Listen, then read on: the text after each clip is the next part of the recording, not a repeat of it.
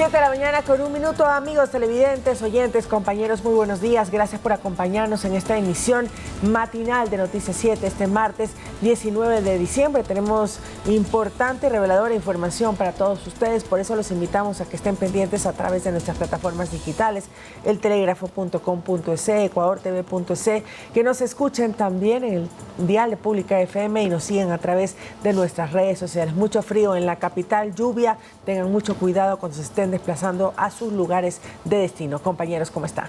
Hola, ¿qué tal, Meche, Lautaro, amigos, quienes como siempre nos acompañan y nos dejan ingresar a sus casas, también a quien está ya movilizándose y nos escucha a través de Pública FM.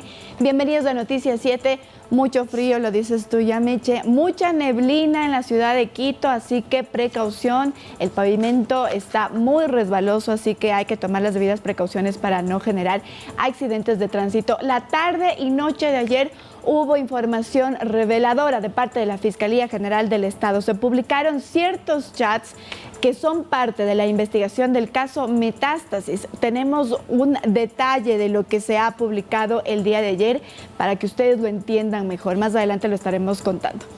Definitivamente hay mucho de qué conversar en esta mañana para que usted esté muy enterado de todo lo que está sucediendo en uno de los casos más polémicos y de más envergadura a escala nacional en temas judiciales. También, por cierto, en nuestro espacio de entrevistas tendremos al ministro de Transporte y Obras Públicas, Roberto Luque, para hablar de cómo van las vías con el fenómeno del Niño y también cómo se puede beneficiar el sector de la construcción de vías con respecto al proyecto de ley de generación de empleo que hoy se debate en la sesión de segundo debate en la Asamblea Nacional. 7 de la mañana con 3 minutos, vamos a iniciar de inmediato con la información.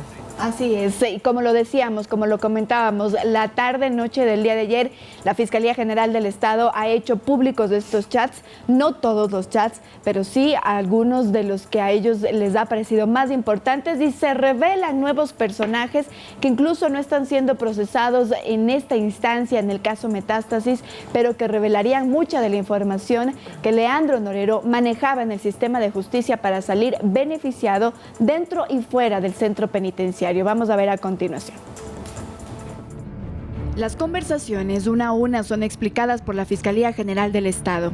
Se hicieron públicas la tarde de este 18 de diciembre y revelarían nuevas conexiones que el narcotraficante Leandro Norero tenía para salir beneficiado en el sistema de justicia. La Fiscalía sostiene que Norero movía influencias para garantizar su impunidad y comodidades dentro del centro penitenciario.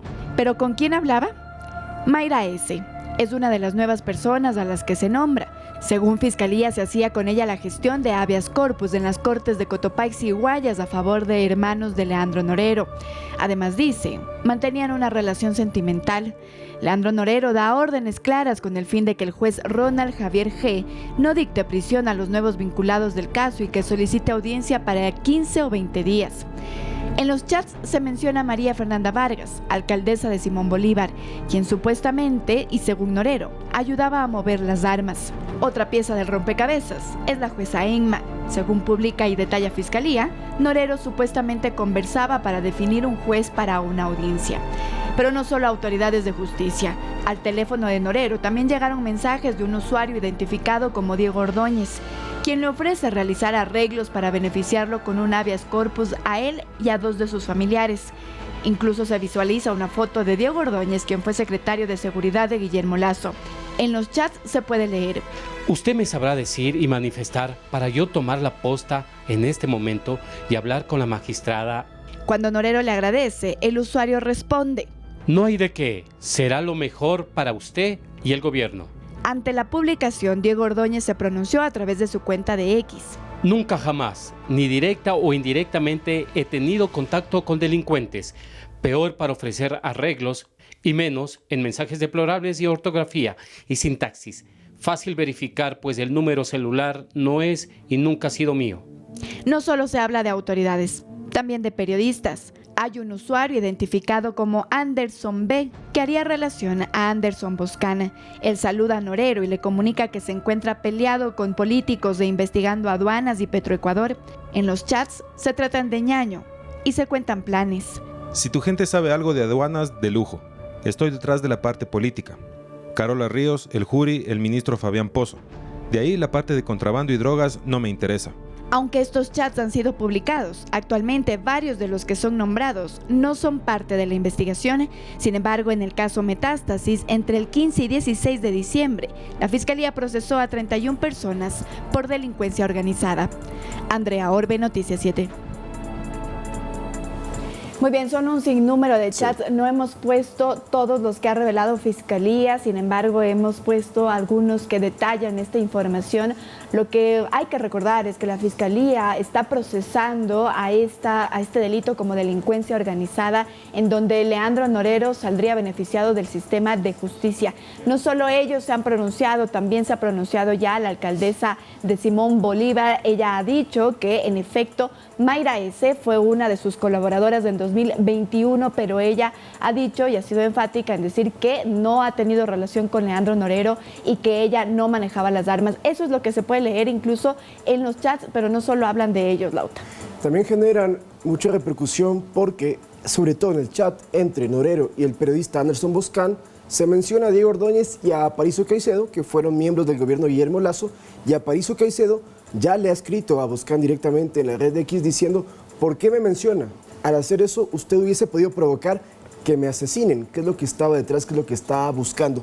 La verdad que, recordemos, Norero, apodado alias del Patrón, era el narcotraficante más poderoso de los últimos tiempos en el país. Otro con el que habla es Javier Jordán, investigado por esta red de corrupción en los hospitales públicos y del IES en la época de la pandemia, en la que hacían la compra-venta de insumos médicos. Jordán tenía conversaciones directas con Norero porque, vamos a contarles algo a la gente, muchos de los procesados por corrupción y ciertos delitos iban donde Norero pidiéndole ayuda para conseguir habeas corpus. Lo hizo Jordán, lo hizo Daniel Salcedo.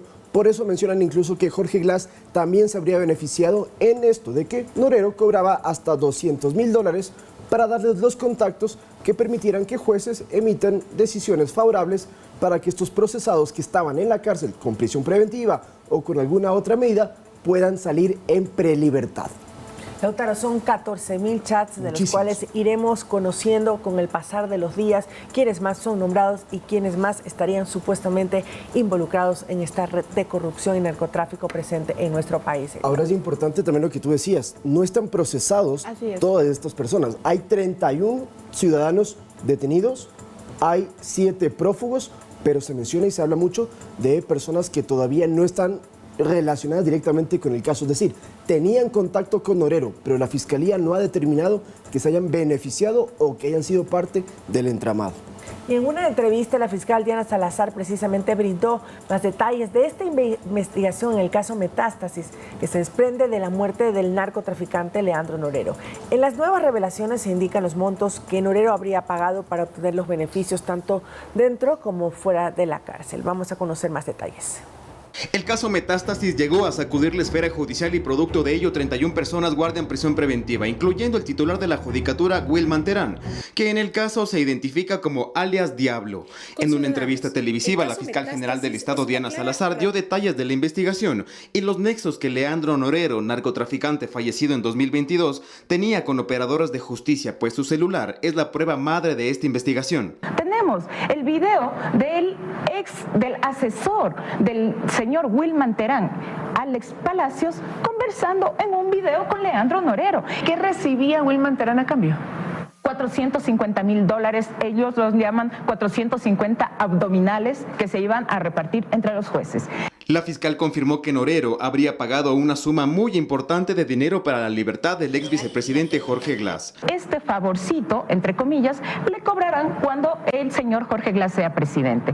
Porque parte de la estrategia de la delincuencia organizada es tener el control político, el control de las autoridades. ¿Y cómo tienen el control de las autoridades?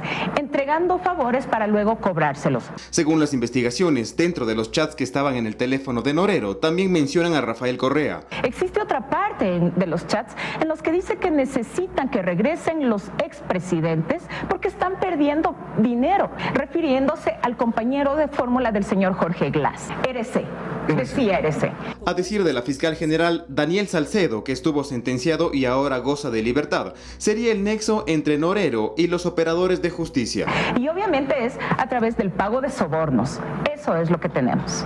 También le solicita a Daniel Salcedo la forma para adquirir armas.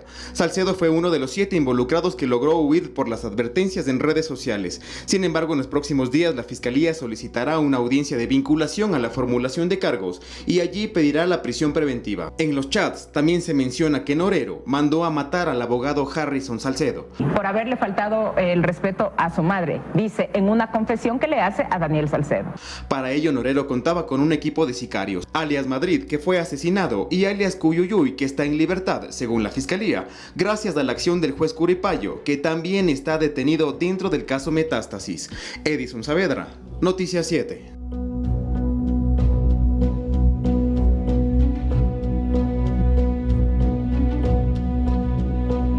El ex vicepresidente Jorge Glass se mantiene aún en la sede de la Embajada de México en Quito tras ingresar como huésped. Esto en simultáneo de una investigación que sigue Fiscalía por peculado. La Embajada de México en el Ecuador volvió a tener un huésped político. El ex vicepresidente Jorge Glass, 2 veces sentenciado por casos de corrupción, pidió asilo. El gobierno mexicano confirmó que una vez les llegue la solicitud formal, la analizarán. Esto mientras el Ecuador les pide colaboración para que Glass salga de la embajada y se presente en la fiscalía. Y es que todo se generó por una orden emitida por el Ministerio Público para que el ex vicepresidente comparezca en diligencia sobre el presunto cometimiento de peculado en el caso Reconstrucción de Manabí. La situación del señor Jorge Glass tiene que ser resuelta en los tribunales, no en las embajadas. Glass le dijo al gobierno mexicano que teme por su integridad y seguridad, por lo que ingresó en calidad de huésped. En cambio, la fiscal Diana Salazar aclaró que no hay un pedido de captura. Simplemente el ciudadano tiene que concurrir a la Fiscalía General del Estado, no tiene una orden de detención. Entonces no se puede hablar de que se está persiguiendo, simplemente estamos realizando actos de investigación. Glass y otros 2 exfuncionarios de Estado son investigados por presuntas irregularidades en el manejo de fondos para proyectos de reconstrucción tras el terremoto del 16 de abril del 2016 en la provincia de Manabí. Sin embargo, hasta la fecha la Corte Nacional de Justicia no ha fijado hora ni día para la audiencia de formulación de cargos. El ex vicepresidente tampoco es el primer político en buscar asilo en una casa diplomática. Los exasambleístas Gabriela Rivadeneira, Virgilio Hernández, Carlos Viteri y Soledad Buendía permanecieron en 2019 por unos cuantos días en la embajada mexicana, mientras que la exministra María de los Ángeles Duarte estuvo casi 3 años en la embajada de Argentina. Lautaro Andrade Castro, Noticias 7.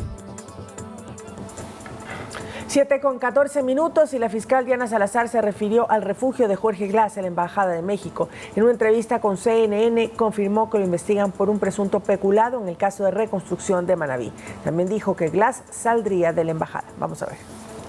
Día de hoy, el ingeniero Glass ha presentado un escrito indicando que el abogado con anterioridad no le había informado sobre la necesidad de contar con sus declaraciones para dar muestras de que quiere colaborar con la justicia y ha cambiado de abogado y entonces él dice que está presto a colaborar. Ya no existe razón entonces para estar refugiado en la embajada porque sobre él, insisto, no pesa una orden de detención, él ha sido invitado a comparecer a la fiscalía. Muy bien, entonces hasta el momento hay resguardo policial incluso afuera de la embajada por este requerimiento de fiscalía en el caso de la reconstrucción de Manabí, que se sigue en contra del ex vicepresidente Jorge Glass. Lo que ha dicho la Embajada de México es que iban a analizar si es que se ponía una solicitud de refugio o de asilo político. Hasta el momento no se conoce que eso haya ocurrido, es decir, no se conoce si el ex vicepresidente ha pedido formalmente ya a la Embajada de México que se lo acoja como refugiado o como un asilado político. Lo que sí sabemos es que él ha entrado en calidad de huésped a la Embajada de México. Veremos entonces lo que ocurre en los próximos días. Así es, incluso en las próximas horas. Ya lo ha dicho Salazar, esperan que hoy mismo salga Glass de la embajada porque hoy tiene que asistir a la fiscalía para rendir la versión.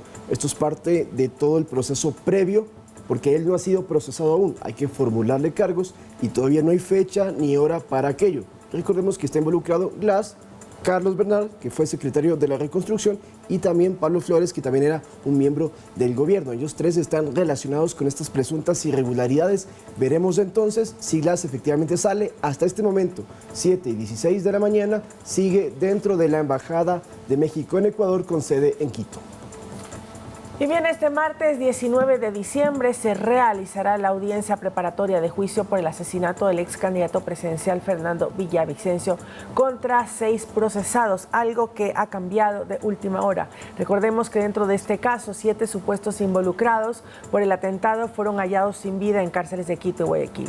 Villavicencio fue asesinado el 9 de agosto al salir de un mitin político días antes de la primera vuelta electoral y según la Fiscalía, un testigo reveló que se pagaron $200,000 para que los sicarios acabaran con su vida. Así es, lo que se ha dicho el día de ayer es que se ha diferido para el 2024 la audiencia preparatoria de juicio que se debía instalar el día de hoy a las 9:30 y también debió efectuarse el 29 de noviembre, es decir, ya ha habido 2 diferimientos de esta audiencia preparatoria de juicio para los involucrados en el asesinato de Fernando Villavicencio y el día de ayer señaló también la fiscal Diana Salazar que el caso Metástasis tendría insumo para las investigaciones por el asesinato de Fernando Villavicencio. Escuchemos. Porque estamos encontrando de todo. Entre estos, los seguimientos pedidos por Javier Jordán, ordenados por Leandro Norero, a, obviamente, las personas a su brazo armado en el país. Estos seguimientos inician en septiembre del año 2022. Leandro Norero fue asesinado en octubre del 2022 y pensamos que por esto se cortó esta decisión de silenciar a Fernando Villavicencio y luego lo lograron hacer en este año. Villavicencio era incómodo para Norero. Esto que ha podido recabar la Fiscalía en los diferentes chats. Es algo que sucede y es una realidad y que se lo ha manifestado. Pero el tema es que vincular a Norero directamente con el asesinato de Villavicencio, ya han explicado que no es posible porque todos los chats que se están encontrando son de mayo a septiembre del 2022. Villavicencio fue asesinado en este 2023, por eso es que dicen que no se puede determinar directamente que el autor intelectual tenga relación con alguno de los 38 procesados. Eso todavía se puede investigar. Que le hagan un seguimiento a Fernando Villavicencio. Porque era incómodo para ellos, totalmente, porque Villavicencio estaba denunciando los entramados de corrupción de Norero y la gente cercana a él. Hay que ver si efectivamente tienen o no relación, pero hasta el momento eso no se conoce. Vamos a continuar, 7 de la mañana, 19 minutos, y una jueza ordenó la suspensión temporal del concurso para la renovación de la Corte Nacional de Justicia que lleva adelante el Consejo de la Judicatura. Además, Álvaro Román solicitó ya formalmente tomar la presidencia del organismo, pues legalmente es el suplente Wilman Terán detenido por el caso Metástasis, pues, y es la información que presentamos a continuación con la actualización también. La justicia ordinaria dio un nuevo revés al Consejo de la Judicatura y ahora la juez Patricio Segarra aceptó la acción de protección interpuesta y ordenó suspender el concurso para la renovación parcial de los jueces de la Corte Nacional de Justicia. Ha dispuesto que el Pleno del Consejo de la Judicatura debe pronunciarse sobre las irregularidades que nosotros hemos alegado en esta acción de protección, sobre todo la prueba de confianza, y con ello el Pleno del Consejo de la Judicatura podría enmendar o corregir estos hierros o estas irregularidades e ir hacia atrás para volver nuevamente con el concurso. Según Paulo Caña, presidente del Colegio de Abogados de Pichincha y quien interpuso la acción de protección, existirían otras irregularidades. La falta de especialidad en el concurso en sí sobre los jueces que deberían ser designados. El número de plazas también, porque hay una discusión que son 7 plazas, pero uno de los jueces de la Corte Nacional, el doctor Walter Macías, ha indicado que él está allí, por lo tanto no serían 7, sino 6 plazas. A esto se suma la recomendación que hizo la Dirección General de la Judicatura de interrumpir todos los aspectos logísticos de dicho concurso. Sin embargo, la última decisión deberá tomarla el Pleno del Consejo de la Judicatura, que por ahora está incompleto, pues recordemos que su presidente Wilman Terán guarda prisión preventiva por el caso Metástasis. En ese sentido, su suplente Álvaro Román solicitó al Pleno de la Judicatura determine la ausencia del presidente con el fin de asumir la dirección del organismo. Incluso el mismo Terán solicitó que Román asuma la presidencia en su reemplazo, pues decidió tomar 16 días de vacaciones y así fue. Más tarde se conoció que Román, en calidad de presidente, convocó a una sesión del Pleno para el próximo martes. Según Encalada, el Pleno de la Judicatura tendría tendría dos posibilidades. La una es que en efecto se pronuncie indicando sobre las respuestas que debería dar a estas irregularidades que nosotros hemos expuesto, o la otra, en base al artículo 53 del Código Orgánico de la Función Judicial, es que declare nulo y vaya hacia atrás para nuevamente volver a hacerlo.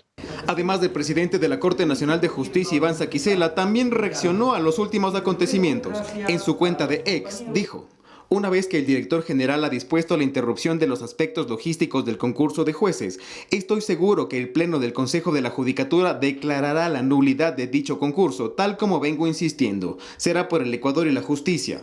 Edison Saavedra, Noticias 7. Y hablando precisamente del Consejo de la Judicatura y más específicamente de su titular, Wilman Terán, la tarde de este lunes, la defensa del presidente de la Judicatura presentó ante la Corte Nacional de Justicia un pedido de habeas corpus para que Terán pueda defenderse en libertad. Recordemos que él está siendo procesado en el caso Metástasis. El titular de la Judicatura guarda prisión preventiva ya en la cárcel 4 desde el pasado viernes 15 de diciembre. Él está entonces siendo investigado por una presunta red de delincuencia organizada y narcotráfico relacionada al fallecido Leandro Norero. Ha pedido entonces 16 días de vacaciones. Eso es lo que hace que Álvaro Román, como suplente, asuma las funciones de presidente encargado de la Judicatura. Cuando finalicen las vacaciones, Terán podría volver a asumir esas funciones siempre y cuando, depende hoy, lo que se diga en el habeas corpus, en la diligencia de habeas corpus. Si no es favorable hacia Terán, pues entonces él tiene que permanecer con la prisión preventiva en la cárcel 4 de Quito.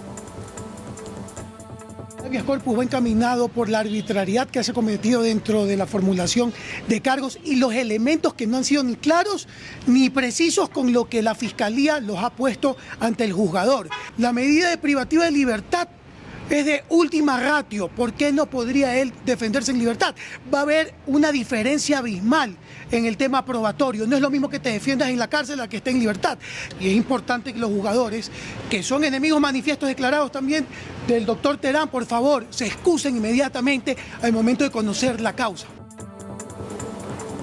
En Guayaquil, miembros del movimiento político Unidad Popular presentaron una solicitud a la Fiscalía para que investiguen al expresidente Rafael Correa por el delito de obstrucción a la justicia en el caso Metástasis. El delito de obstrucción de la justicia tiene que ver con uno en el que ha incurrido el señor Rafael Correa Delgado, que es el de difusión de información reservada. La violación de esta garantía legal y constitucional ha obligado a que mientras se desarrollaba un operativo para desmantelar una parte de la red de narcopolítica, corrupción e impunidad, resulta que una parte fugó. Nosotros estamos hoy presentando, y vamos a presentar en contados minutos, a la fiscal provincial del Guaya, esto que significa denunciar al señor Rafael Correa Delgado por el delito de difusión de información reservada que está tipificado en los delitos de obstrucción a la justicia y que está penado de 1 a 3 años. 7 de la mañana con 24 minutos y ahora nos vamos a temas económicos. El ministro de esa cartera de Estado, Juan Carlos Vega, explicó el día de ayer el mecanismo que se estaría analizando para pagar la deuda pendiente con los gobiernos autónomos descentralizados. Estabilizar al paciente. Así es como el ministro de Finanzas, Juan Carlos Vega, describe lo que al momento se estaría haciendo desde esa cartera de Estado con la economía ecuatoriana. Dice que están buscando alternativas para balancear el problema en la caja fiscal y generar crecimiento e inversiones. No queremos que el paciente se muera, o sea, con muy poquitos recursos, atendiendo las necesidades más urgentes. Necesidades de las cuales se desprende ya una lista. Estamos ya cerca de cubrir el 13º sueldo. Tenemos necesidades extremas que cubrir en seguridad, en el resto de ministerios, en salud, en bienestar social. Sobre el pago a los gobiernos autónomos descentralizados, dio más detalles especificando que podría darse desembolsos de $20 millones diarios. Estamos haciendo un esfuerzo muy grande para desde esta misma semana comenzar a hacer ya un flujo de pagos para los temas más emergentes de los GATS. Estamos viendo temas las deudas de más a largo plazo que hemos heredado. Hay alternativas ahí de bienes del gobierno central de inmobiliar que podrían ser o usados por los GATS o transferidos a los GATS para que ellos les conviertan en liquidez. Sobre el pago de sueldos para diciembre al sector público, detalló: hemos identificado ya algunos ingresos que vienen para esta semana para comenzar ya hemos terminar de pagar el 13º y comenzar a cubrir necesidades de GATS. Vega aseguró que ahora mismo se tiene un apoyo muy cercano con los multilaterales y puso ejemplos como el Banco Interamericano de Desarrollo y la CAF para ayuda con el financiamiento. Además, destacó lo que pasaría con la aprobación del proyecto de ley económico urgente.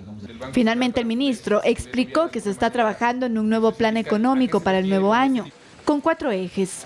Dice que buscan garantizar recursos, buscar mecanismos de equidad, estructura tributaria y beneficios sociales. Andrea Orbe, Noticias 7. Y sobre otros temas, pero también económicos, el ministro Vega indicó que el Banco Central busca convertir en liquidez las reservas de oro que tenemos en el Ecuador. De la utilidad que se genere, el 70% se destinaría al ministerio que está liderando según la normativa. Al menos un 40% de las reservas son oro ecuatoriano que actualmente se almacena en Suiza, y mantenerlo en ese país junto a los protocolos de seguridad generan un costo elevado sin rentabilidad. Por eso, el mecanismo más viable, ha dicho Vega, es venderlo y convertir un 10% de ese oro en dinero en efectivo.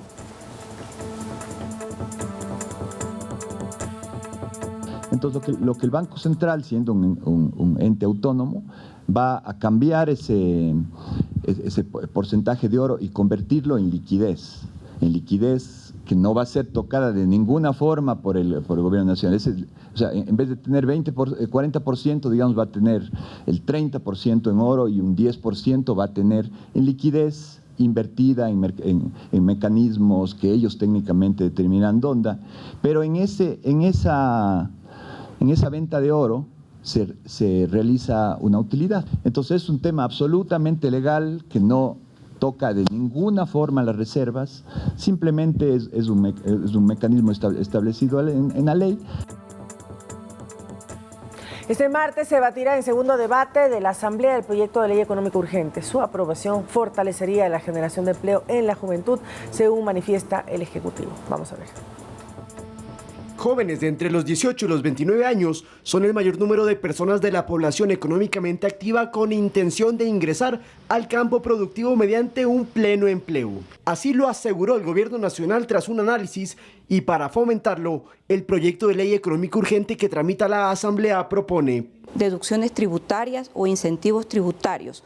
¿Para qué? Para que el sector productivo encuentre también alivio y compensaciones en esta entrega de incentivos tributarios, rebajas impositivas, ¿a cambio de qué? A cambio de más incremento de la masa laboral. La legisladora proponente Valentina Centeno ya había alertado la situación respecto al empleo joven. 7 de cada 10 jóvenes no tiene una situación laboral estable.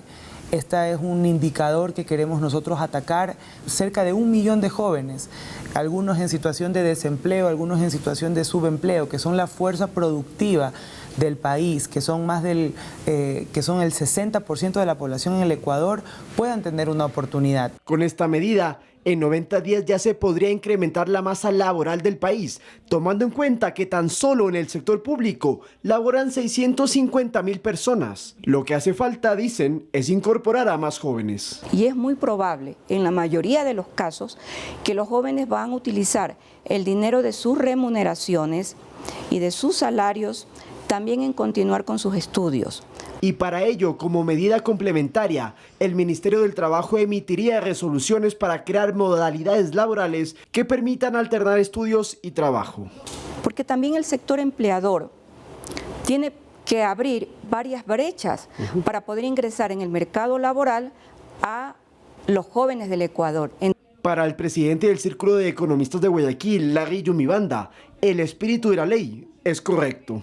Ayudar a los jóvenes para que puedan conseguir su primer empleo va a ser positivo. Yo creo que por ahí debería la Asamblea de alguna otra forma entrar Si quieren reformar, lo pueden hacer. El proyecto de ley también propone otros mecanismos que generarán plazas de trabajo como las zonas francas. Para ellas, la ministra Núñez señaló que se verificará que no exista la precarización laboral. Este martes, con 70 votos a favor, la Asamblea podría aprobar la ley presentada por el Ejecutivo. Lautaro Andrade Castro, Noticias 7. 7 de la mañana, 31 minutos, momento de irnos una pausa. Al volver a la mesa de trabajo está nuestro entrevistado, el ministro de Transporte, Roberto Luque, para hablar sobre las obras prioritarias ante el fenómeno del Niño, el Río Blanco y otras afectaciones. Regresamos enseguida.